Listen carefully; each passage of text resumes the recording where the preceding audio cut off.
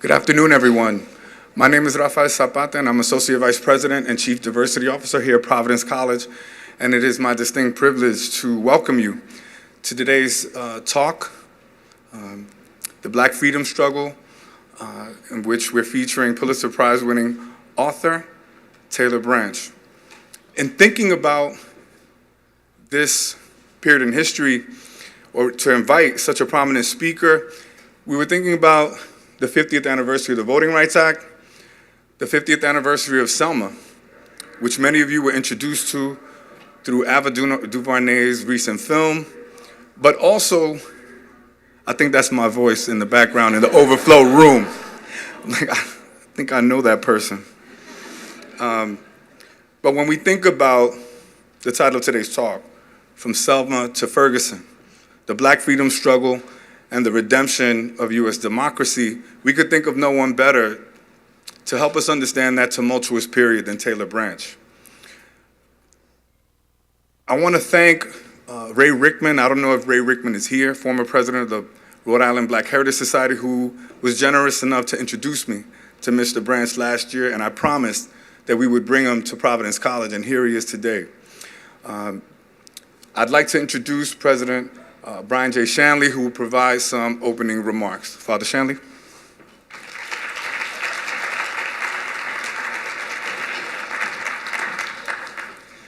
Let me begin by thanking a few people. First of all, I want to thank Taylor Branch for coming on our campus today. It's a real honor for us to have such an esteemed Pulitzer Prize-winning historian on our campus. As a former history major, I love history, and it's great to have you with us. I know our students and our faculty have already benefited from the previous sessions and that there is more to come. I want to thank Raphael and his office for putting this together, along with the history department. I think there's about a dozen departments that have kind of chipped in on this because there's so many different lenses in which we could look at this, and it's a testimony to the fact that we do so much interdisciplinary work on our campus, that so many different groups are here today with an interest in this topic. I want to thank also the Providence NAACP and the Rhode Island Black Heritage Society for helping us do this.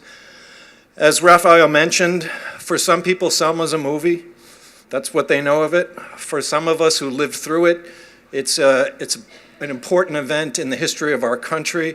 And for some people, it's just a place name. They don't have any idea what happened in Selma or why anybody would make a movie about it. And Ferguson reminds us that while we may have come some way since Selma, there's certainly not the case solved any of the systemic problems that were at play in the original events of Selma. And our going back into history on it today is to understand our present better. What are the parallels? What are the lessons to be learned from Selma to Ferguson? And since I'm a priest, I always like talks about redemption, so I'm especially intrigued to hear how we're going to redeem American democracy. So this is going to be an exciting afternoon for us. Thank you all for coming. And again, Raphael, thank you.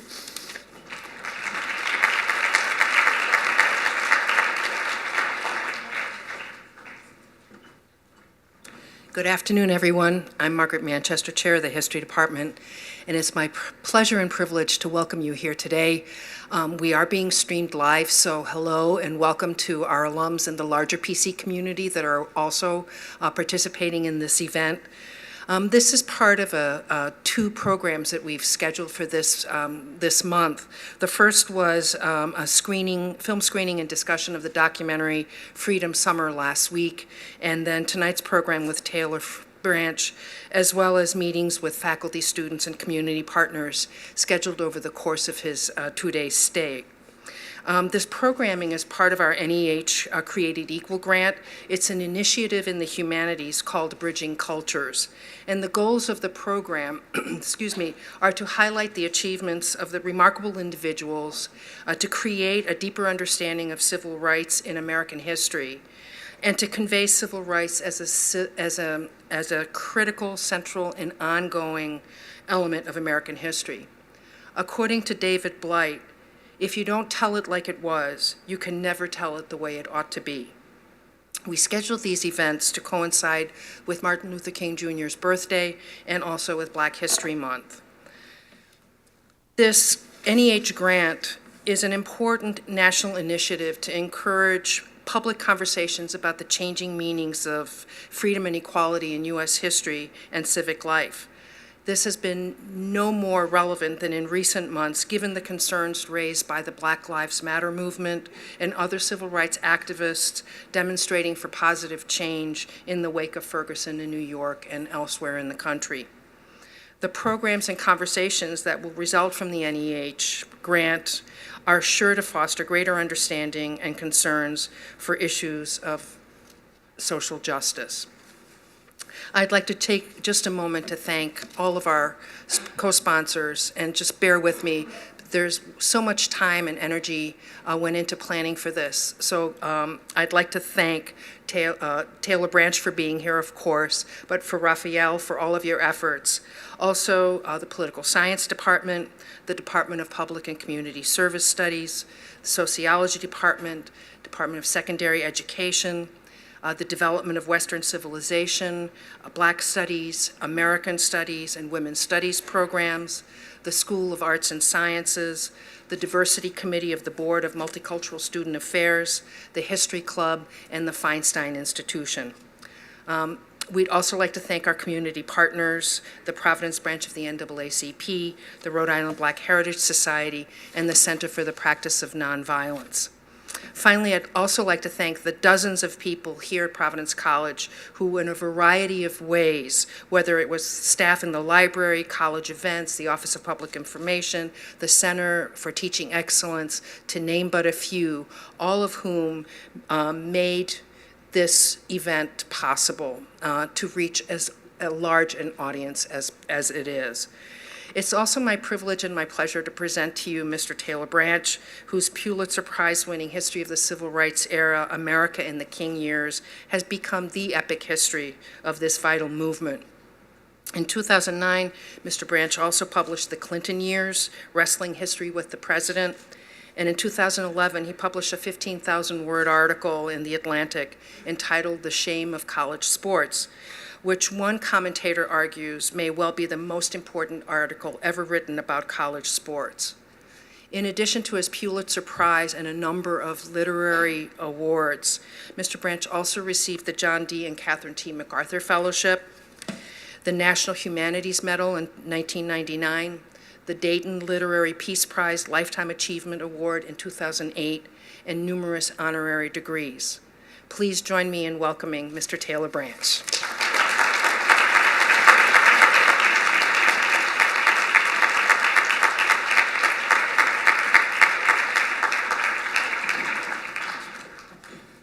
Gosh, I've got 2 extra waters here, so I should be well supplied. Thank you so much. I'm happy to be here at Providence College. Thank you, Father Shanley, Raphael, Margaret, History Department, and all the other departments.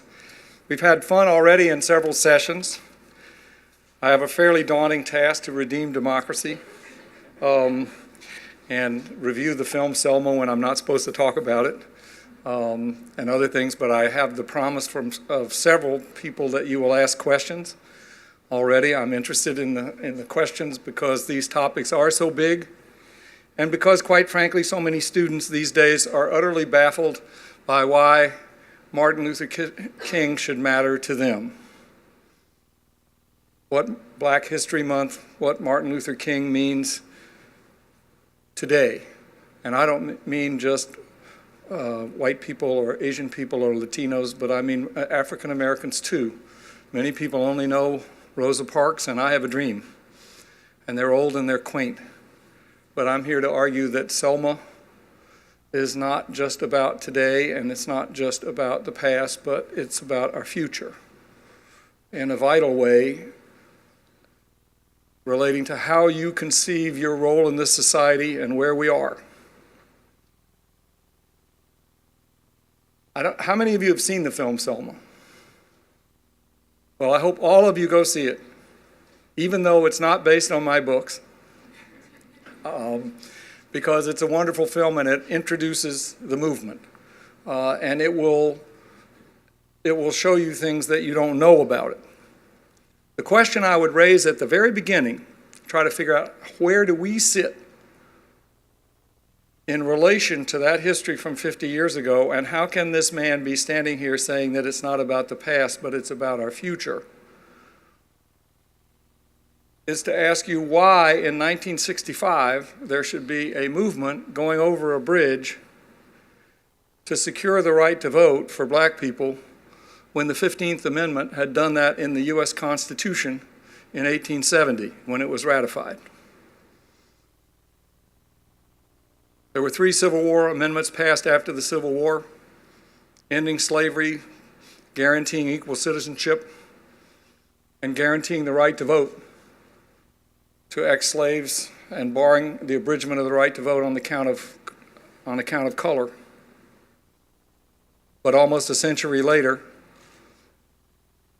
the march from Selma to Montgomery went through Lowndes County, Alabama, which was 70% black, and not a single black person had been registered to vote in Lowndes County in the entire 20th century. The point of that is that history doesn't always run forward, particularly where color is involved in the United States. There are times when history can run backward. As Dr. King said, time is neutral. Time doesn't automatically solve any problems, which was the most frequent thing I heard when I was growing up. Leave race relations alone, it'll solve itself. Don't get involved, you're going to get in a lot of trouble.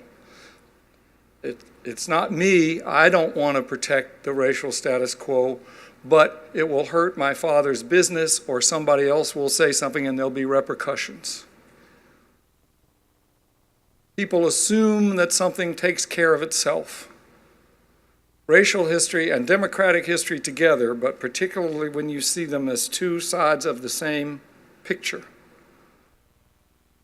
show that everything in America depends on what we make of it and that things are hard. How many of you know the song Lift Every Voice and Sing by James Weldon Johnson? It's called the Black National Anthem. It's a wonderful hymn. We sing it in my church choir once a month. James Weldon Johnson wrote it in 1900. He later became the head of the NAACP. Before that, in the 1880s, he was the United States Consul General in several countries in South America, including Panama.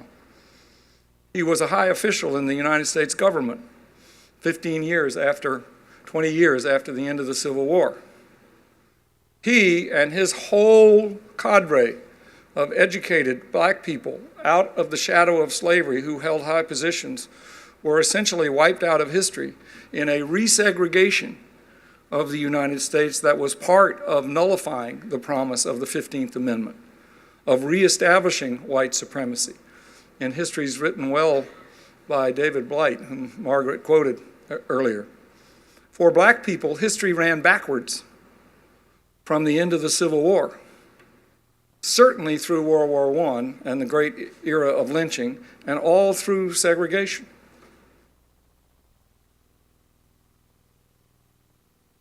In some respects, there are people today who think history has run backwards in the 50 years since Selma. I don't think that's true, but if we were to run history backwards, in some respects, you could think of it this way. Suppose we were to start today, and in the next 50 years, we were to repeal all the laws allowing gay marriage. We were to restore the laws criminalizing gay sexual behavior and sodomy. We were to restore the laws, the anti-miscegenation laws prohibiting interracial marriage. We were to throw all the females out of this room because Providence College would no longer allow females.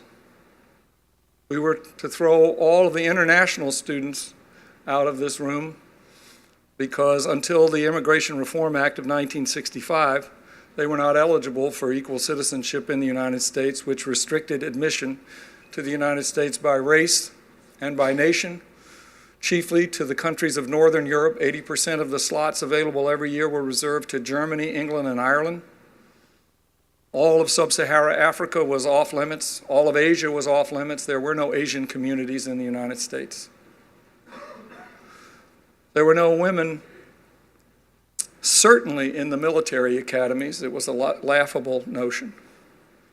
And there weren't many women in most of the major colleges in the United States, the Ivy Leagues, Harvard, Yale, no women. University of North Carolina, where I went when I went there, had only nursing students. The student body was 95% male, all white by state law. The New York Times ran its want ads separated not only by race but also by gender. Help wanted male, help wanted female. The most common job description for female was for help wanted Girl Friday. Girl Friday meant all-purpose assistant. It meant kind of a glorified secretary, but by far the most common professions for women were nurse, secretary, and of course, for those of you who are Lily Tomlin fans, telephone operators and teachers. It was a different world. By gender, there were no handicap ramps. There were no disability rights. There were no senior citizen rights. The South had no major league sports teams because it was segregated and it was too much trouble. There was no Sun Belt in the South. It was the poorest region of the country because segregation took up so much of its psychic and economic energy. So that if you run history backward for the whole country from today to Selma, you would be back in the world of Selma that was segregated by so many more ways than we think of the Selma issue of the right to vote. The whole country was much more hierarchical. There was much less opportunity for white Southerners, for daughters, for gay people, for disabled people, as well as for African Americans. Now, all that changed in Selma. What created the Selma movement? If you saw the film, it was not Oprah trying to register to vote, playing Annie Lee Cooper, and being able to recite the preamble to the Constitution, but not knowing the names of all the judges in the 67 counties of Alabama. Georgia has 154 counties. It would be even harder over there, a lot of counties. That didn't start a movement. Nobody paid any attention to it. There was no movement when Dr. King was slugged trying to register in the hotel there. Wonderful, glorious hotel modeled on the hotel in Venice. But he was slugged trying to register. But it didn't create a movement because it was not known. It didn't create a movement when Jimmy Lee Jackson was shot. As he was shot in the film, he actually lived and lingered for a week with a gut wound until he finally died. That didn't create a movement either because it didn't make much news. What created the movement was on Bloody Sunday, Martin Luther King listened to James Bevel, whose idea it was to have this march. He was so overwrought by the death of Jimmy Lee Jackson that he went into a mass meeting and said, "Get you a bedroll, march with me on the highway. I'm going to walk 50 miles to petition the king, George Wallace." Everybody thought Bevel was not serious because he had a reputation in the movement for hearing voices. He wore a yarmulke, which was unusual for a black Baptist minister, because he said it made people, it stopped people from beating him when they noticed that he was wearing what he called a Jewish beanie. He's the one that had the idea to march from Selma to Montgomery. All of Dr. King's aides thought it was a crazy idea, that you couldn't even march 5 miles out of Selma without being into Klan country. But Dr. King, who was traveling and was seldom in Selma, came back for the funeral of Jimmy Lee Jackson. He walked 3 miles through the rain into a pine forest, not to the funeral, which is actually in the film. He was too late for the funeral, but he did get there for the burial, and he went to the graveside service in the middle of the pine woods, and he sat there and he preached over Jimmy Lee Jackson, claiming him as a victim of the movement We must never fear to claim our victims. We must never shrink from the casualties of our movement. Jimmy Lee Jackson died in a cause that should enlist all of us. He used as his text the handwritten text that he had used for the funeral of the 3 of the 4 little girls that were killed in the Birmingham church bomb. In fact, he scratched out their name and wrote in Jimmy Lee Jackson above the names of the 3 girls from the funeral 18 months earlier, which was kind of a haunting, eerie moment because the whole Selma movement had been pushed on Dr. King by Bevel and his wife, Diane Nash, to answer for the Birmingham church bombing, saying if we could force Alabama to allow black people to vote, crimes like this church bombing would no longer be sloughed off the way they are. It was the 56th bombing in Birmingham. The church that was bombed was the church out of which children had marched in the spring demonstrations when they put the dogs and fire hoses on them, which changed all of America. Those marches were Bevel and Nash's idea. They forced it on Dr. King, and many people thought it was crazy. But they did that, and so when that church got bombed, Bevel and Nash threw furniture, they cried, they screamed. They were in anguish because they felt they had encouraged people to do something which, though justified in history and had been a great breakthrough for the civil rights movement, their idea to involve small children had gotten 4 little girls killed in Sunday school. And they agonized all that night. This is 1963. And they even called some gangsters in Birmingham because they knew that the law was not going to investigate this crime. And they said, we can either have a vigilante response to this, where we know who did the bombings. It was the same people who always did the bombings. Not for 20 years would they get prosecuted, but they finally did in a different era. We can have a vigilante response and find gangsters and track them down and kill them. Or we can try to find some response in what we know. We've been part of a nonviolent movement that is big enough in scope to answer an atrocity of this magnitude, killing 4 little girls in church. By the next morning, they had written out a blueprint to paralyze the state of Alabama with demonstrations across the state until it granted black people the right to vote. Diane took this document to Birmingham and pushed her way in to see Martin Luther King and say, here, we have to do this to answer. And King said, Diane, we haven't even buried the girls yet. I have to go see President Kennedy. And besides, we have a civil rights bill before Congress that we've been trying to get there for almost 10 years. We finally got a chance to end segregation. We can't say, we changed our mind, let's do voting rights instead. She said, well, we can do both of them. And he said, no, we can't. And she said, when we have 1,000 people outside who are ready to die for this movement, when you have people willing to sacrifice, leadership must give them something to do. This is a blueprint that can mobilize the whole country to get the right to vote in Alabama. He said, you have to wait. She was mad. She and Bevel harassed Dr. King all through '64. They reminded him when he finally passed the Civil Rights Act of '64 that he had told him he would do something about voting rights. During Freedom Summer, Dr. King went to Freedom Summer to visit Bob Moses, who was running Freedom Summer for the Student Nonviolent Coordinating Committee. And while they were walking around Mississippi, Dr. King startled Bevel, saying, you remember your plan for Mississippi? I haven't forgotten it. The Civil Rights Act is passed. What are we going to do? Where should we start in Alabama? You had a plan to immobilize the state of Alabama. What are we going to do about it? Where is it going to start? Bevel said, I'll find a place. Dr. King said, you have to have at least 2 black churches willing to host meetings, and I don't know of a single city in Alabama that would allow where 2 black churches are brave enough to allow us to have meetings there to mobilize a movement.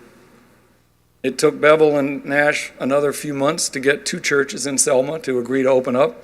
They went back to Dr. King before he went to get the Nobel Peace Prize, saying, we've isolated Selma as the place where we can have this movement.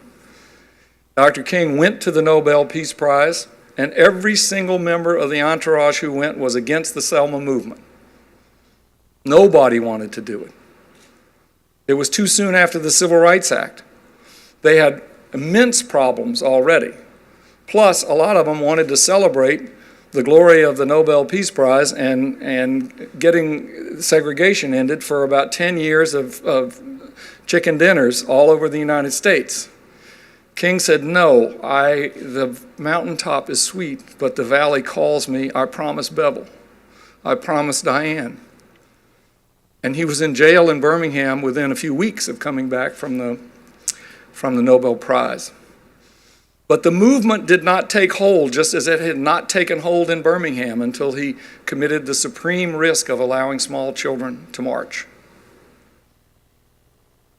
So when he was preaching the funeral, the graveside service for Jimmy Lee Jackson, after it was over, he was walking through the rain, and he said, where's Bevel, who by that time was splitting up with Diane Nash. They had a tempestuous relationship. She was a light-skinned Catholic, ice princess from Chicago. Bevel was a skirt-chasing, chicken-eating, Stacy boots-wearing Baptist preacher from Mississippi. They were splitting apart, but they said, we had made a vow to each other that we will see through this vow to get our blueprint that we have given to Dr. King for Selma. Whatever happens to us, we will see this through. So King says to Bevel, walking along through the rain, are you and Diane all right on this movement? Bevel said, yes, on that we are. He said, can we make it from Selma to Montgomery? I don't know, but we can start. Andy Young and all the other people said, there's no way we're going to make it. We can't do this. This is another one of Bevel's ideas. King said, Bevel has had crazy ideas before. They always worked. Sane people could never have a civil rights movement. If the movement waited on you, Andy, it would never happen because you would just adjust. It's the cracked ones that let the light in. Bevel may be cracked, but we're going to have this march. And he set the march that you see in the film for Bloody Sunday. Now, when it happened, all of this stuff, and not until then did the country react. And of course, it reacted on the basis of movement, momentum that had been building ever since the Brown decision, the Montgomery bus boycott, the sit-ins, the freedom rides. James Meredith getting into Ole Miss at the end of 1962.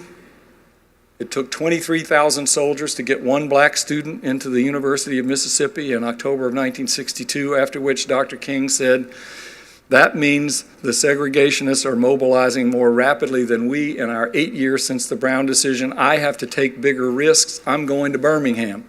So we went to Birmingham, and there the children came, and out of that the March on Washington, and out of that the Birmingham church bombing, the Civil Rights Act, and now they are in Selma.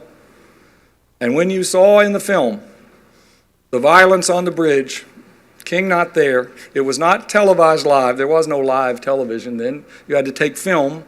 Then you had to go from Selma to Montgomery and fly to Atlanta on a prop plane and go to New York and develop the film. So the film was shown that night. They cut in on a movie.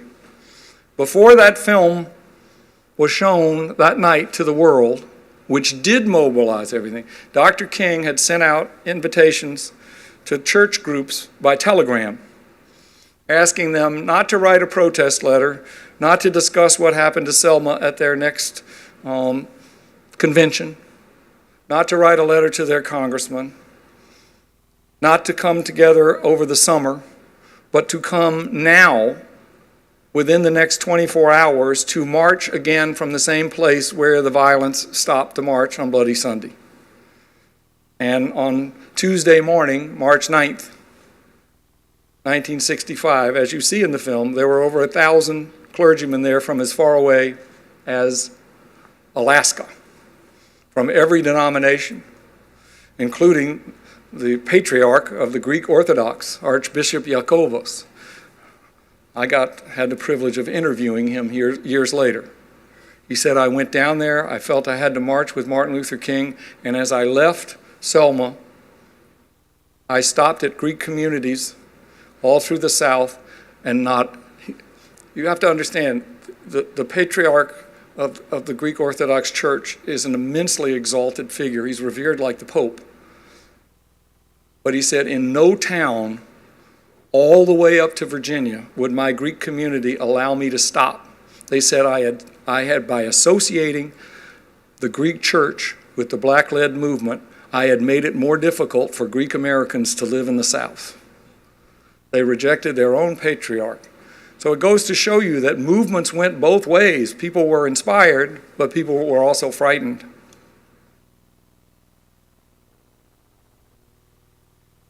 The Selma movement there showed Dr. King in a crystalline moment trying to hold the movement together.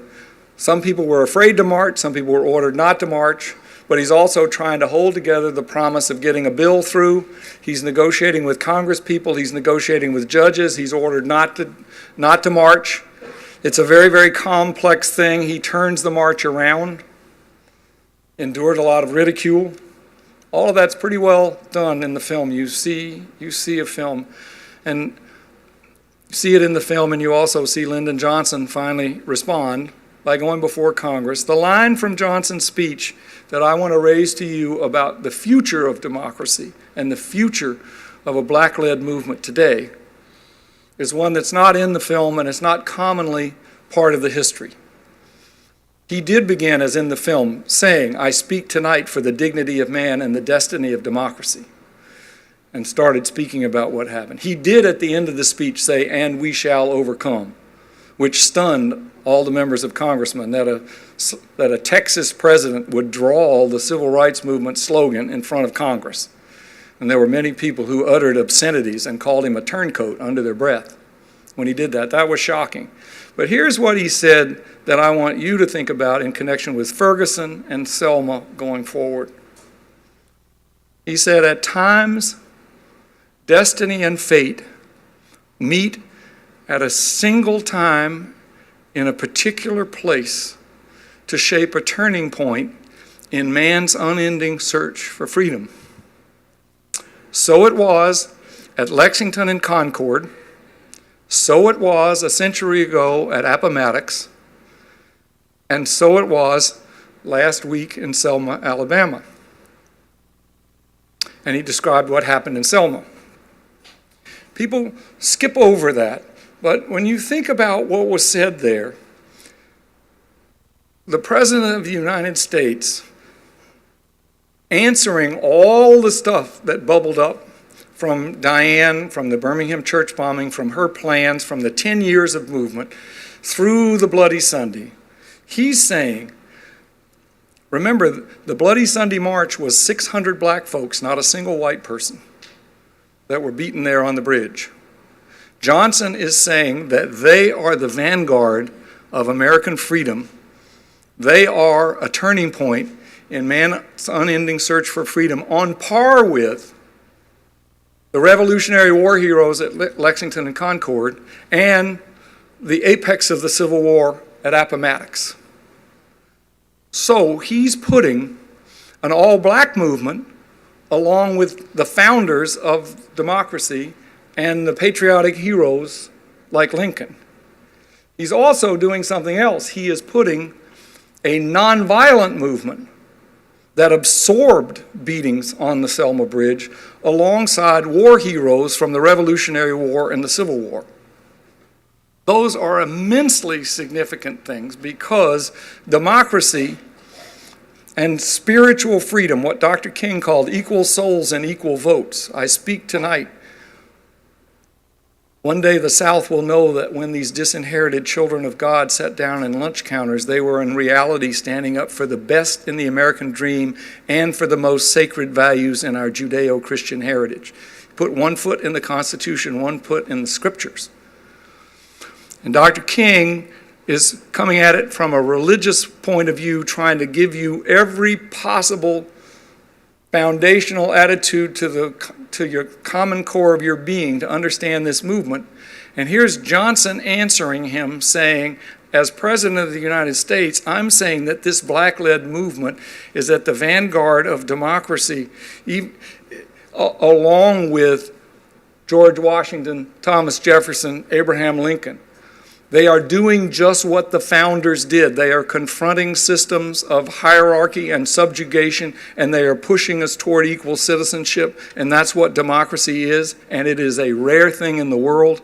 There are reasons it didn't exist for 2,000 years after democracies dissolved in ancient Greece. There are reasons that democracy is very, very difficult to start around the world to this day, that Chinese laugh at it, that everywhere in the world that violence breaks out, we want to establish democratic ways of doing things. We want, instead of violence, and we don't recognize how hard that is to do because we don't see in our own history what an emotional, psychological, and profoundly intellectual challenge it is for people who are accustomed to relate on the basis of hostility and hierarchy, to forge common ground where that they can settle things by votes rather than by fighting.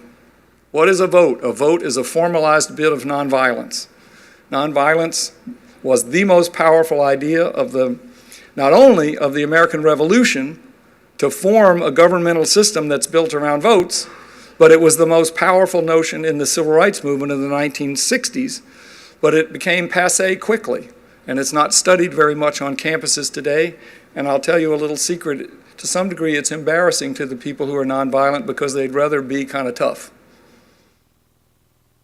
It shows how the movement itself can run backwards. So it leaves us with the challenge of which way has history been running since 1965, since that incandescent moment that we saw in the film Selma. I showed you all the ways that it's been running forward, all the ways that it has liberated the white South and women. Those of you who are females in this campus wouldn't be here. Those of you who are from abroad, most of the African Americans wouldn't be here. All the disabled, all the other things that have been lifted.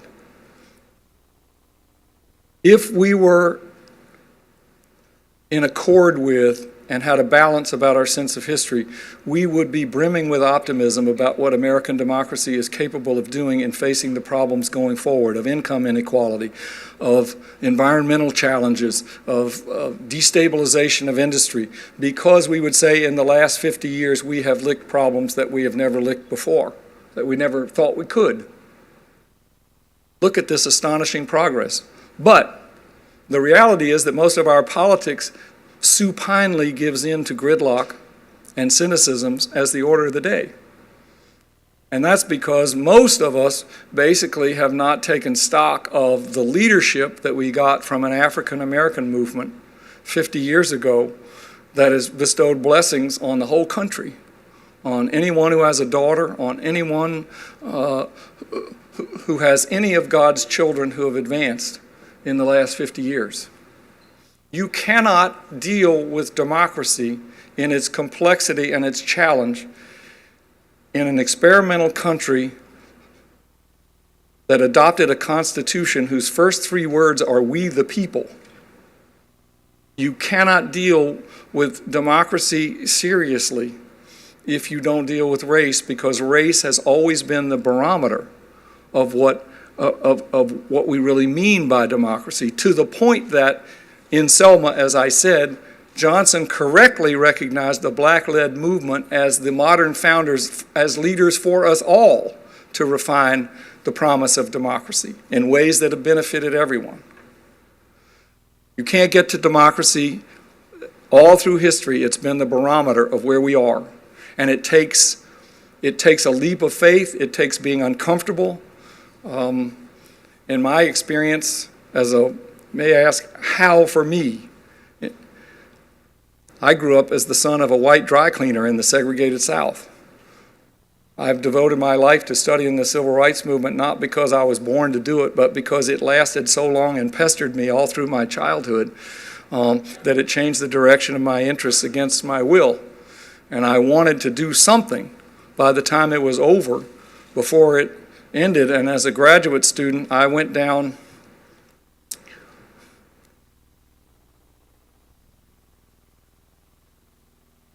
I only want to give you a little taste of this, because the point is that it's not just about our appreciation of the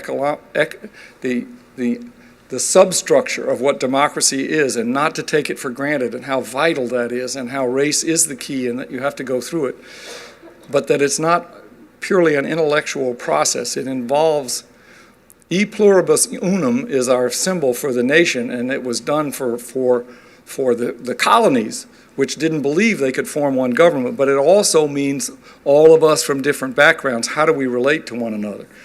And for me, the lesson of the civil rights movement was personal. I wanted to be part of it by the time I was your age, about in 1968.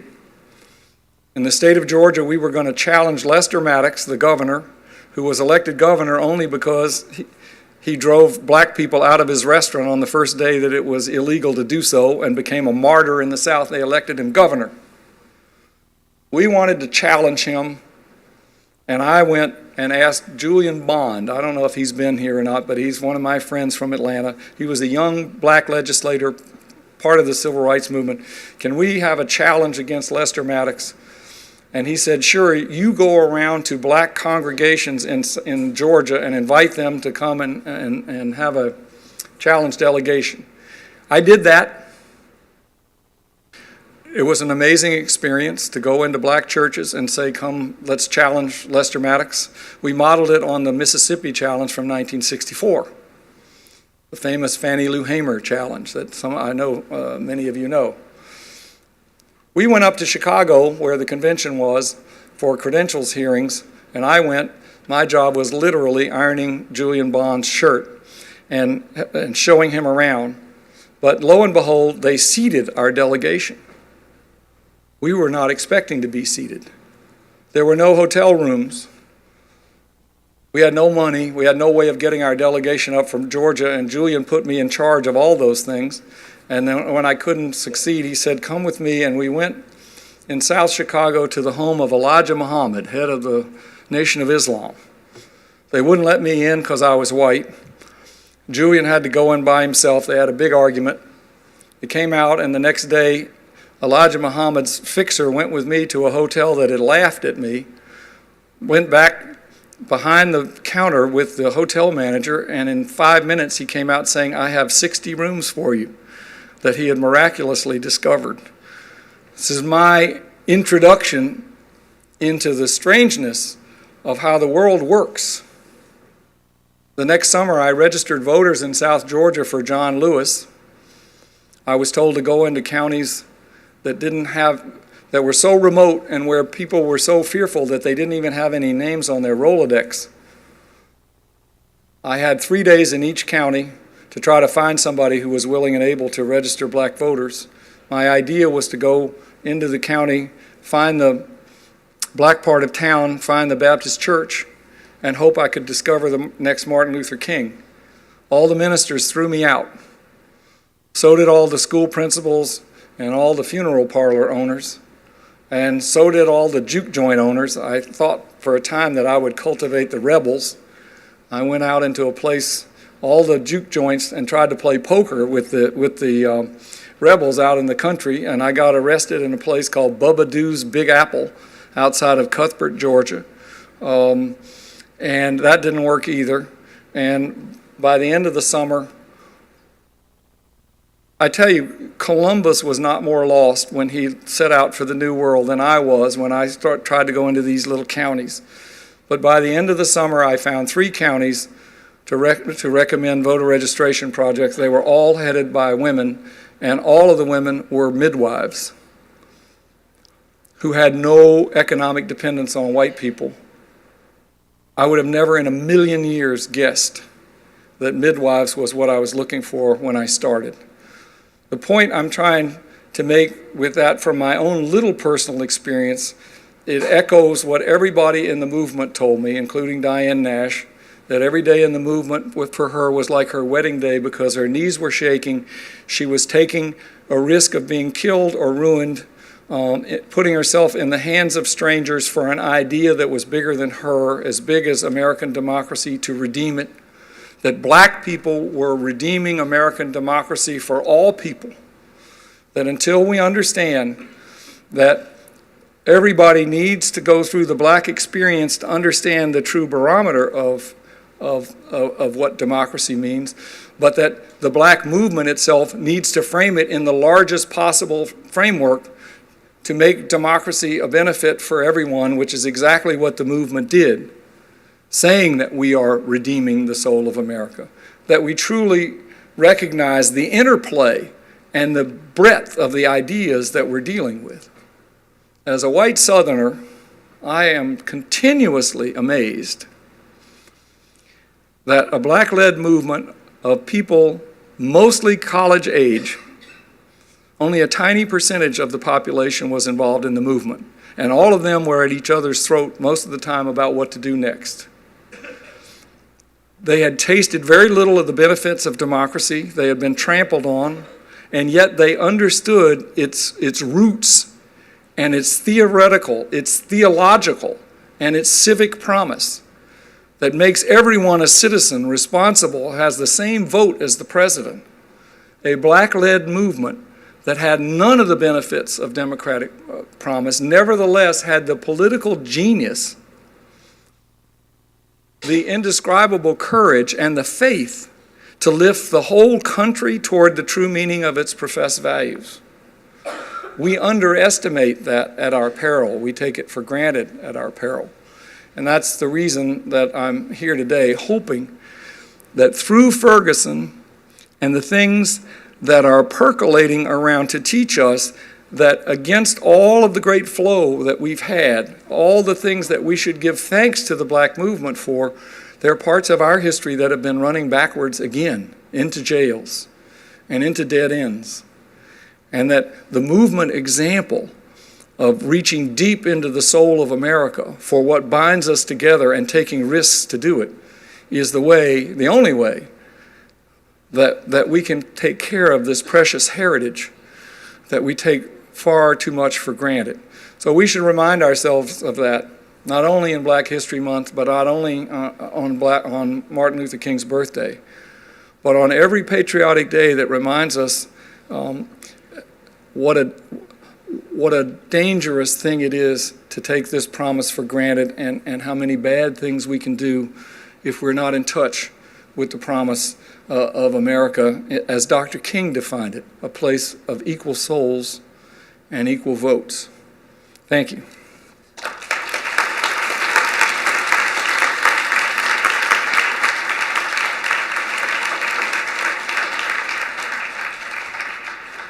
We're going to have a question and answer session, so if you want to ask a question, please raise your hand and we'll bring the microphone over to you. And it doesn't have to be on anything I said.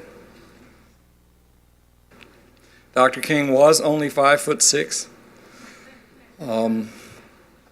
He got married on the same day that the Rosenbergs were executed in 1953 in segregated Alabama, and had to spend the night in a funeral home because all of the motels were segregated in that part of Alabama. There are a lot of little small details that are interesting. I'm trying to give a larger canvas. Now, some ladies back here promised to ask questions, so I'm going to hold them to it. Okay. Young man.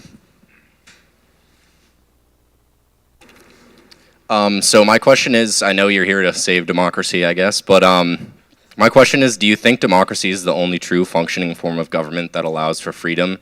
And do you think that it's the only working form of government that can be placed in every country?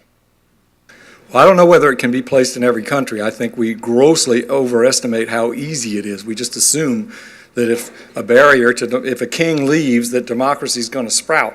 It is really, really hard to build free institutions and build up the things that we take for granted.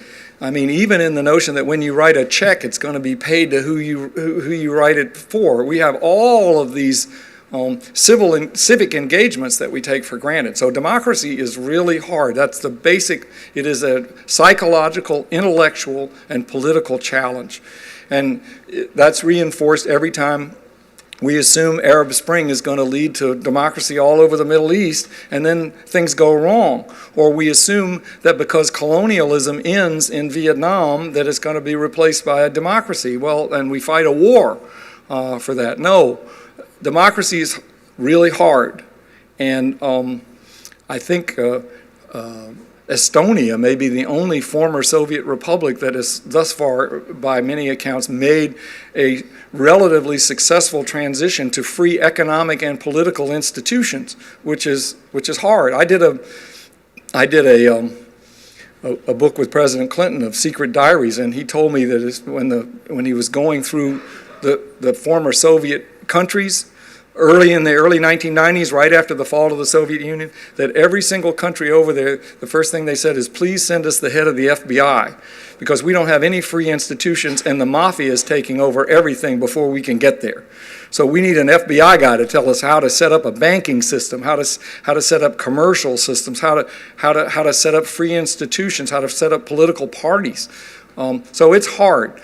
On the other hand, it is true that in my childhood, communism and democracy were head-to-head. That's what the whole Cold War was about. And there were people, half the world was arguing for communism as an alternative and better political system of governance. Today, even the Chinese, although they defend their form of government, they don't defend it as the inevitable form of government for the future that's best. They simply say, if we lose control here, the alternative is chaos. Democracy is a naive form, and it doesn't work very well. But democracy is the only form of government right now that is generally being advocated as a potentially workable ideal around the world, and that's new. And the sad thing about it is that rather than make people study it more, what is it made of? Historically, how is it advanced? What does it mean? How did women get the vote? You know, what is its basis? What's the relationship between votes in a democracy and, say, war? We take all of that for granted. So democracy is the default form of government that everyone aspires to. Including the democracy movement in Hong Kong, trying to fight the Chinese government. I don't know, well, I suppose the Islamic State is an ideal form of government, but that's an ideal form of government, as I understand it, more or less to return us to the 7th century. And it's very attractive to a lot of people because in the state of poverty around the world, there are a lot of young people who feel they might have a better chance in a 7th century world than in a 21st century world. That makes things but there's not an alternative form of political governance model as an alternative to democracy. Of course, there are many forms of democracy. It's parliamentary democracy and our forms and so on and so forth. But it is more or less all we have. Communism has been discredited such that even the communists don't advertise it very much. Socialism is weak. So democracy is what we got, but I'm by no means saying that it's inevitable or that it works for everybody, because that remains to be seen, whether it can be made to work.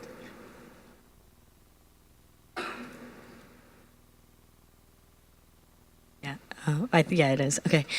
So I had a question about basically your opinion on, because you're a historian for civil rights movement, so basically your opinion on the comparisons of that movement in history to now the movements with the Black Lives Matters and Ferguson, just to kind of touch upon your own opinion in terms of how those movements were more leaded with things like MLK, and now these movements seem to be more group effective. So just to see your thoughts on that.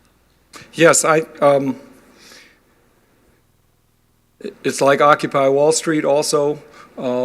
I see today, in rough analogy, and we would have to take far too much time, nobody really knows, but I see today as roughly analogous to the late 1950s, which many people assume, pop historians assume that nothing was going on. Serious historians say the 1950s were a period of ferment when a lot of people were percolating underground about how to do social change.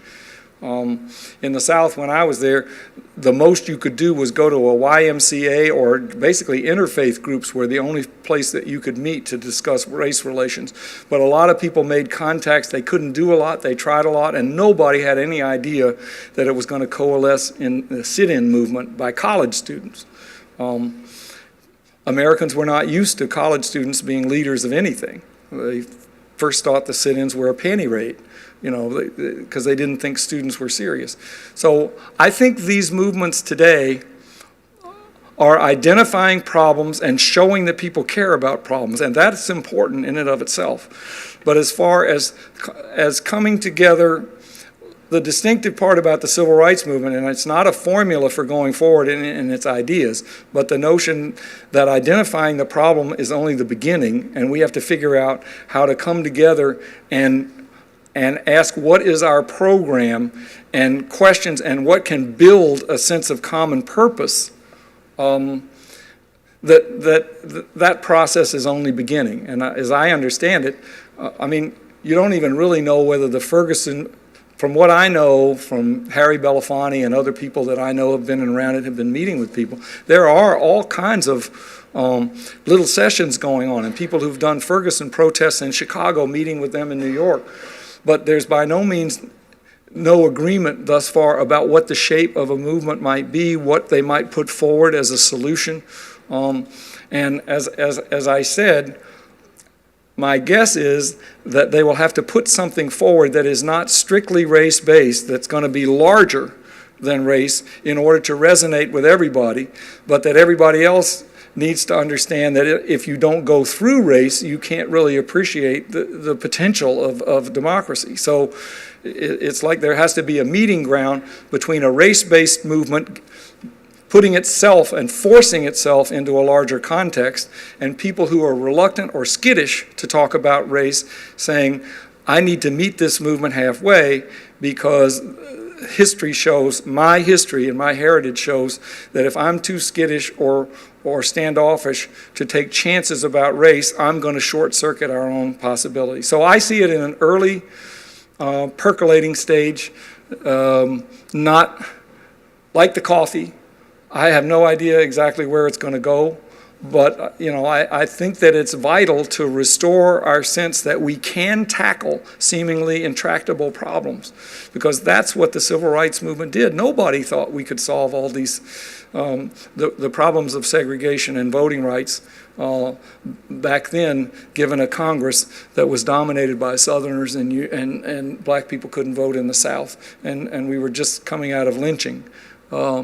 So for Dr. King and those people to say, I have a dream in a segregated South, is a model in the sense that we have to have dreams about these larger problems that are plaguing us for the future.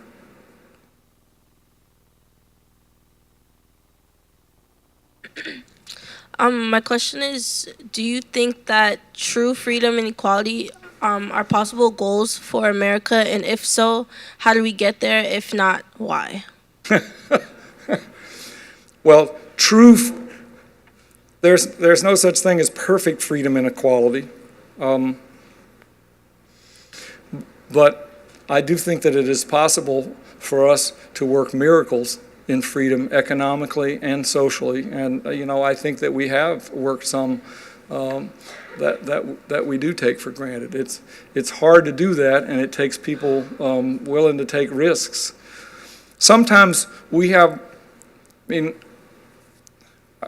how many of you have we take for granted how much conflict we manage through democratic means for learning? If you look around the world, there are plenty of parts in the world where violence is an everyday part of people's experience and something that you expect to see a good bit. There are places in this country where violence is an everyday occurrence, but I doubt that that's true. I certainly don't think it's true on this campus. And it's not true in many places in America. Many Americans live their whole lives and never see anybody get shot, never see anything beyond a tussle or a fist fight. We have accomplished a lot of things as far as being able to manage things, And we are attending to campus rape. Date rape is a big issue now. A lot of people look at that as showing that we live in an incredibly violent time and that violence extends even into the relationship between men and women on college campuses. I look at it a little differently. I think in the span of history, there's less violence in scale than there ever was. The last 70 years have not seen a single major country invade another major country, although there are these skirmishes in Ukraine. That might change things. In this great scale of history, for the previous 500 years, you couldn't go 3 years without one of the 50 top countries invading another one and causing major casualties. We are eliminating a lot of violence is confined to poor countries on small scale, but we're preoccupied with it because we're trying to eliminate violence in more corners where it rears its head. In some ways, that's a sign of progress.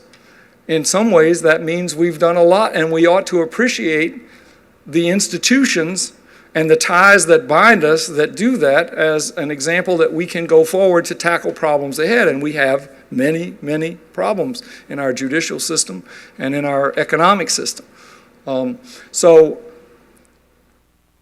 I don't think there's anything but perfect freedom, but I think the notion, if you ask the founders, if you asked the guy who wrote the preface to the Constitution, the guy from Pennsylvania, gosh, I forgot his name. In order to form a more perfect union, well, how can you have a more perfect union? If it's perfect, it can't be more perfect, all right? But he chose that phrase anyway because he's saying we might think that something is perfect if it establishes new freedom. And certainly the United States established a republic, and there hadn't been one, a republic if you can keep it. But it looked perfect, and they knew it wasn't. So they knew they wanted to make it better. So I don't think there is anything as perfect freedom. But I think that we have freedoms that we take for granted, that we should, by studying where they came from and what they rest on, dig down for the courage and the wisdom to try to perfect more freedom going forward, because we are certainly far from a perfect democracy now. We have problems in corporations, in governments, in voting rights, racism, on down the line.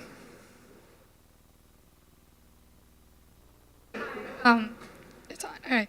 So you mentioned that you can deal with democracy if you can deal with the issue of race. And I guess a follow-up question would be, what are some of your recommendations for us as students, as members of our campuses and members of our communities, to kind of address the issue of race, or just to deal with it in order to be able to deal with democracy? Thank you. I like that question. I was trying to get people to look at it as an interchange, that if you're an African American and you're accustomed to thinking that the measure of democracy is the treatment of black people, that's true, but the improvement is when a black-led movement frames itself in the terms of larger community by creating bonds, and going the other way, that for non-African Americans, if you don't have some experience in black and you don't study it, you can't really appreciate history because it has been refined consistently. I mean, the Constitution, the key compromises in the Constitution were over slavery and race. And the Civil War and on down to today, a lot of the underpinnings of gridlock today are largely racial, but people don't want to talk about it. That's why people vote. But they don't talk about that. So the key to understanding how you get that is going through race. Now, how do students do it? What I usually tell people is try not to be so concerned about having a perfect position. Don't be so concerned about somebody saying you don't know what you're talking about, because you can't learn anything across blacks and whites or anybody else across lines of discomfort without putting yourself somewhat at risk. And I ask people just to do something that you wouldn't ordinarily do. Ask questions of somebody. Questions are the vehicle to discovery and personal venture, putting yourself out there. Is that a phrase that young people use now? I get all these things from my daughter. But putting yourself out there is the key to, when I teach courses, I ask students, don't just study the civil rights movement. In fact, I make them do something.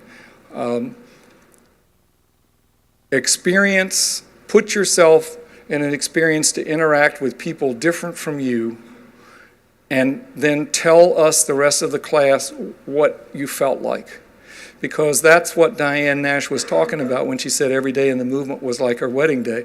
When she was nervous, she's taking a risk, she's doing something, but she grew. That's how she grew and developed this incredible confidence to break in on Martin Luther King and say, here's the plan for Selma. That developed out of convincing herself that she needed to talk to white kids about whether they would join sit-ins when she's a black kid and she didn't know that they would. So I ask students to simulate that in some way to get a little bit more comfortable by putting yourself out there with different groups. I was telling people in one of the groups today, I have students go into the train station, and hold up a sign that says, "I am willing to listen." Now that may seem like a simple thing, but if you do it, and you go into a train station and you hold up a sign saying, "I am willing to listen," I guarantee you a lot of people will look at you like you have leprosy and think that you're a kook and an oddball. And I had several students, white students, do this and come back and tell me, "I think I have some sense of what it may be like to be a black person," which seems incredibly naive and kind of stupid, and it was offensive to some of the black students in my classes. But I'm saying, understand what she's saying. All of a sudden, from being perfectly at home in the train station, she holds up a sign that says something as simple as, "I am willing to listen," and she sees people beginning to walk 20 feet away from her because this may be a dangerous person. And then she finally said, the only people that came up to talk to me were kooks themselves. So how do I talk to them? And then occasionally a diamond in the rough would come up and say, "Why are you doing this and what's going?" Now that may be a simple thing. Go to a church of a different kind. Go to a synagogue. I ask these people to do these things alone. Go spend an afternoon with homeless people. But then come back and talk to the class about what it was like. And if you share your experience in an honest way about what it's like to put yourself across these barriers that most of us, especially your age where you tend to be cliquish, you put yourself out over there. It is a vehicle for discovery. You gain confidence afterward. You're not so sensitive that people are going to say you don't know what you're doing. And you realize that this country is knit together an awful lot of people who have to do that, and that's how we create these bonds. So I guess my general answer is do something that makes you a little uncomfortable, that takes some sort of risk about people that you see, that you're curious about, but that you tend to kind of mind your own business. And they may tell you to mind your own business, but maybe they won't. So considering the fact that the United States is not a pure democracy, but instead a democratic republic, and we all know that the demographics in the U.S. are changing, how problematic is the fact that our elected officials are not representative of that changing population, not just race, but gender, sexuality, religion, etc.? Well, I think demographic representation is an indicator, but it is not an infallible indicator of democratic spirit. We are moving toward more democratic representation, but very, very slowly. And the House of Representatives is getting, in many respects, less representative because of voting patterns. That is a problem for everybody, but it's a problem for people to debate. There are many problems about representation, apportionment, in which the best constitutional minds ought to be debating these things. I get in trouble a lot because I say that the movement veterans are stuck trying to defend the Voting Rights Act of '65 as the be-all and end-all of democratic voting and governance in the United States. And it's not. It's a great leap forward, but it doesn't apply to the whole country. It doesn't deal with apportionment and a whole bunch of other issues that people, and how to make voting safe and fair and identity. Those things, we have never really made voting in the United States. Our approach has been to ban various forms of discrimination, but not as the affirmative life's blood of democracy that we ought to encourage and make fair and have every vote count equally and count fairly. There are many challenges to that aren't even being addressed right now.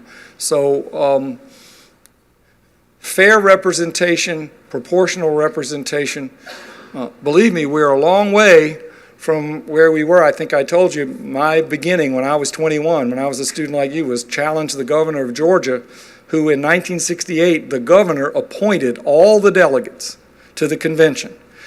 He appointed all men. He appointed all white people. And he appointed all people who supported the Vietnam War. I mean, it was about as unrepresentative as you could get. And we challenged him thinking that we didn't have a prayer. And they gave us half the seats. Things are moving in the right direction, but I think a lot of people aren't recognizing how deep and how the issues of true democratic representation or fairer democratic representation are. Nobody is even asking, why do we have gridlock? Why are we cynical? Everybody just says we're cynical and we're in gridlock. But until somebody starts saying, well, where did it come from? Why are we having it? If you don't know how you got into it, you don't know how you can get out of it. And right now we have a situation where most people just kind of accept it as the reality. And so I think as long as that is true, the undertone of your question that we're not making progress toward a truly representative democracy will be right. We need to do better.